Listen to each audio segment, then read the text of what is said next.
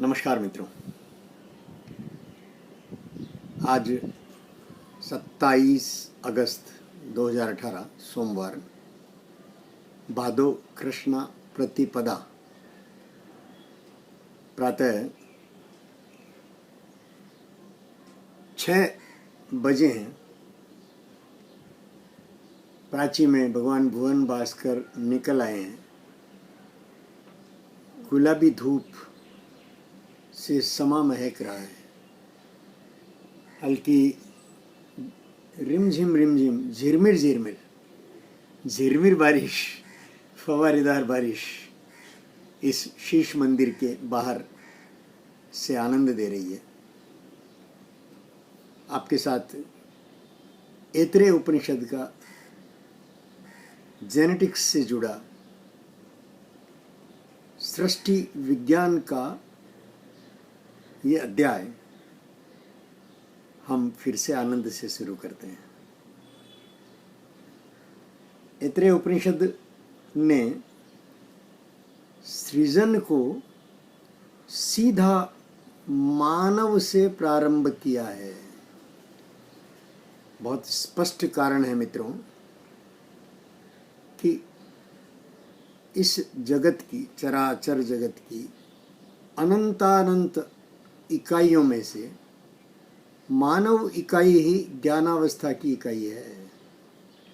जानने, समझने और समझाने का दायित्व और अधिकार दोनों मानव के हैं।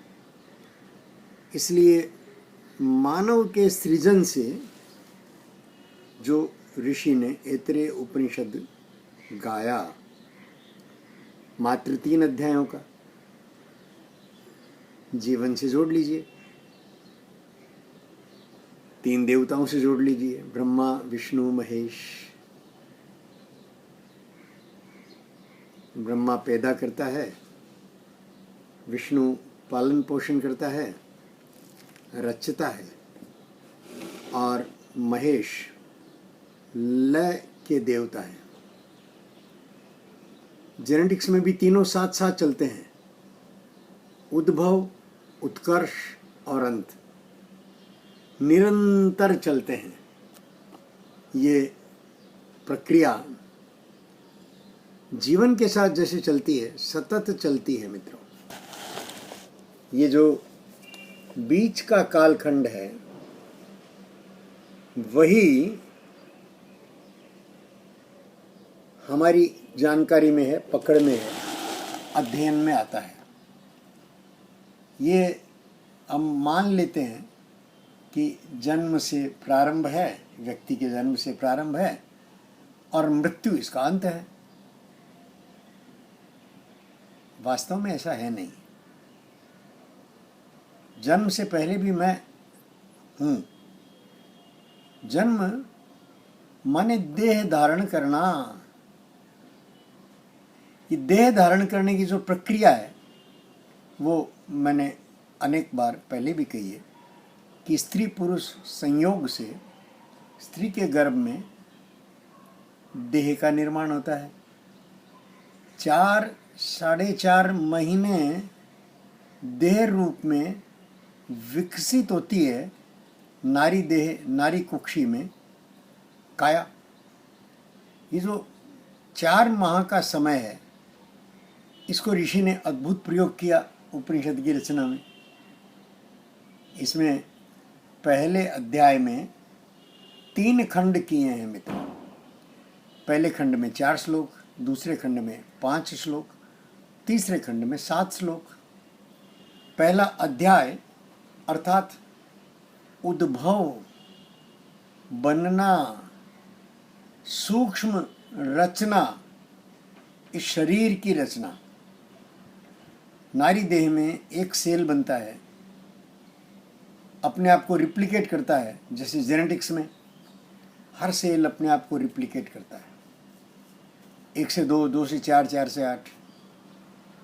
नारी कोख में भी वही सेल का रिप्लिकेशन होते होते एक निश्चित विधा से डीएनए को पकड़कर, डीएनए में डीएनए की रचना को पकड़कर और मानव देह विकसित होती है नारी के गर्भ में। 4-4.5 महीना विकसित होने के बाद अगले 5 महीने कोई जीवन इकाई उसको चलाता है अंदर ही अंदर। ये 5 महीने का उपयोग मतलब दूसरे खंड में 5 मंत्र हैं मित्रों। रचनाकार ने अद्भुत मेल बिठाया। 3 अध्याय, पहले अध्याय के 3 खंड, दूसरे और तीसरे अध्याय का एक खंड। दूसरे अध्याय में 14 मंत्र हैं। जो 14 मंत्र हैं बड़े प्रतीकात्मक हैं मित्रों। मानव के विकास क्रम और जागृति क्रम में 7-7 वर्षों के पड़ाव बहुत महत्वपूर्ण परिवर्तनकारी देखे गए हैं। आप स्वयं अपने जीवन को जरा 7-7 वर्षों के अंतराल से तोड़िए। प्रारंभ करेंगे जब से गर्भ में, माँ के गर्भ में जीवन आया, अर्थात गर्भ धारण के 4-4.5 महीने बाद से अंदाज से फिर 7 वर्ष पकड़िए, फिर 7 वर्ष, फिर 7 वर्ष, फिर 7 वर्ष। इसलिए हमारे पुराने शास्त्रों ने कहा कि बच्चे को गुरुकुल भेजने की उम्र 7 वर्ष। 7 वर्ष तक शिशु अपनी माता पिता की छाया में, अपने माँ के अंक में बिताएगा। 7 वर्ष के बाद उपनयन संस्कार और गुरुकुलवास। ये जो 14 मंत्र हैं, ये प्रथम मानव पद पाने का, अपने आप को मानव रूप में जानने का, पहचानने का एक अवकाश दिया ऋषि ने 14 मंत्र देकर।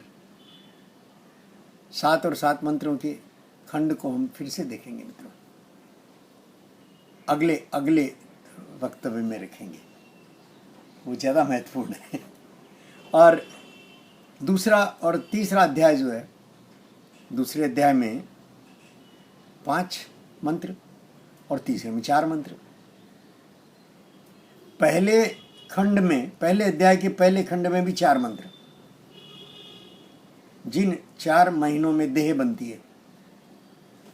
और तीसरा अध्याय भी 4 मंत्रों का। देह अपने आप को समेटने की सूचनाएं देने लगती है मित्रों। जैसे नारी को मेरे शरीर में जीवन आ गया, इसकी सूचना लात, पेट में लात लगती है तो मिलती है, वैसे ही देह समाप्ति पर सूचना हो जाती है कि भाई जीवन छोड़ के चला गया। 4 महीनों तक देह समाप्ति की सूचनाएं मिलती रहती है। हम गौर से अपने इन सूचनाओं का पर ध्यान देंगे तो पकड़ में भी आती है मित्रों। प्रकृति में व्यवस्था है, इसी व्यवस्था को ऐतरेय उपनिषदकार ने बहुत अद्भुत तरीके से मंत्रों में कह दिया है। हम अगले वीडियो से एक एक मंत्र पर चर्चा करेंगे। उस चर्चा को हमारे जेनेटिक्स के ज्ञान के साथ मिलाते हुए चलेंगे। जैसे सेल का बनना, अपने आप को रिप्लिकेट करना, अपने आप को गुणित करते जाना, और इसी प्रकार से क्रमशः सेल का पूरा होकर के और फिर उसका उत्कर्ष। जितने क्रियाकलाप सेल के भीतर होते हैं, पूरी व्यवस्था है। हमने जाना था कि एक सेल के भीतर पूरा ब्रह्मांड है पूरे ब्रह्मांड में जो जो क्रियाएं होती हैं, फिजिकल, केमिकल, इलेक्ट्रोमैग्नेटिक, तरंगमय, सारी की सारी क्रियाएं सूक्ष्म रूप में सेल में उपलब्ध है। पिंड का बनना इस सृष्टि का बनना है। जैसे सृष्टि में सब कुछ अनुस्यूत हैं, परस्पर बंधे हुए हैं, परस्पर संबंधित हैं, इस संबंध से बचा नहीं जा सकता। इस संबंध को प्राकृतिक नियमानुसार निभाना, यही जीवन की सार्थकता है। यही अपने स्वयं की खोज में यही रास्ता बनता है मित्रों। मूलतः सारे उपनिषद आत्मा की परिक्रमा करते हैं। ऐतरेय उपनिषद सृष्टि विज्ञान का, वेद का जो ऐतरेय खंड है, ऐतरेय ब्राह्मण, वो विस्तार से खगोलीय और जो सृष्टि रचना है उसकी सूत्र खोलता है, व्याख्या खोलता है, एक एक रहस्य खोलता है। खगोलीय माने हमारा सौर मंडल सिर्फ नहीं, ये अनंत कोटि ब्रह्मांड है, उन सब की चर्चा वो ऐतरेय ब्राह्मण मेरे पास मेरे मित्र की भेजी हुई किताबें, जिन्होंने ऐतरेय ब्राह्मण पर बड़ा काम किया है, मैंने मंगाई है। और गत 2 दिनों में मैंने, मेरे पास उपलब्ध जो वेद की प्रतियां हैं उनमें मैंने ऐतरेय को टटोला है मित्रों। गूगल पर जाकर थोड़ा एक ऐतरेय ब्राह्मण भी खोला है, और मैं बहुत आनंद से, हमारा ये जो जेनेटिक्स और क्वांटम चल रहा है और जो खगोलीय विज्ञान की समस्याएं हैं उस पर दृष्टि टिकी हुई है मित्रों। उन सब को ध्यान में रखते हुए, वो सारा ध्यान में रखने की जरूरत नहीं है, स्पष्ट है, सामने है, क्रमशः जैसे पृष्ठ खुलते चले जाते हैं।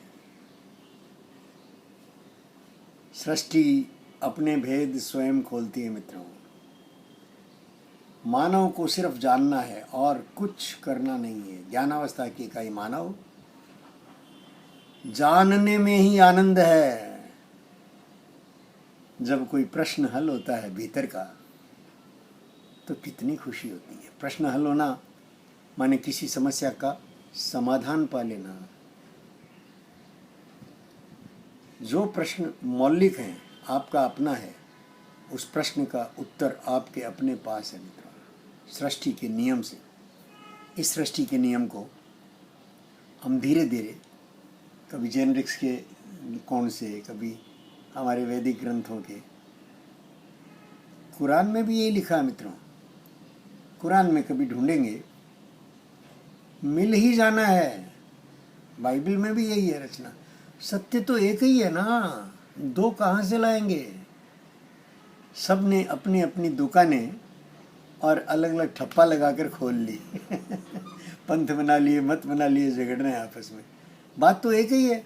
किस बात पर झगड़ा है भाई, किस बात पर झगड़ा है? विज्ञान या अध्यात्म? खोजना तो उसी एक को है, पहुंचना वही एक तक है, उसी तक पहुंचना है